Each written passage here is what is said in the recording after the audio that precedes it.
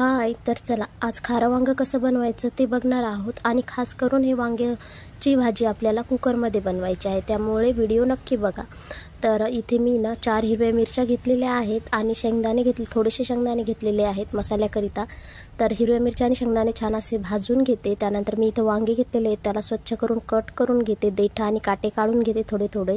तर वांगे स्वच्छ धुवून घ्यायचे आणि मिठाच्या पाण्यात सोडायचे म्हणजे काळे पडणार नाहीत। त्यासाठी मी इकडे मसाल्यासाठी 3 चमचे शेंगदाण्याचं कूट, 2 चमचे खोबरं खिसून घेतलं होतं, 4 हिरव्या मिरच्या कुटून घेतल्या होत्या, त्यानंतर अर्धा चमचा अद्रक घेतली होती, त्यानंतर एक कांदा किसून घेतला होता, तर थोडीशी कोथिंबीर घेतली होती। हे सर्व मिश्रण आपल्याला तयार करून एकत्र मसाला बनवायचा आहे।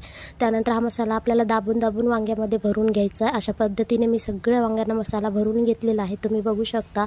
आता हे वांगं आपल्याला कुकरमध्ये बनवायचं, त्यामुळे मी एका कुकरमध्ये 2 उबळे तेल टाकलेलं आहे। जिरे, मोहरी, कढीपत्ता टाकून जे आपण भरले वांगे करून ठेवले होते ना, ते तेलामध्ये सोडायचे आहेत। त्यानंतर या वांग्याला छान असं भाजून घ्यायचं आहे 2 ते 3 मिनटं। हळद टाकायची विसरले, हळद तुम्ही तेलातच टाका, त्याने कलर खूप छान येतो। त्यामुळे नंतर आपल्याला थोडंसं पाणी सोडायचं आहे। आता यासाठी आपल्याला जास्त पाणी नाही घालायचं, जर जास्त ग्रेव्ही हवी असेल तर तुम्ही 1 ग्लास पाणी घालू शकता। मी इथे अर्धा ग्लास पाणी घातलं होतं, तुम्ही बघू शकता।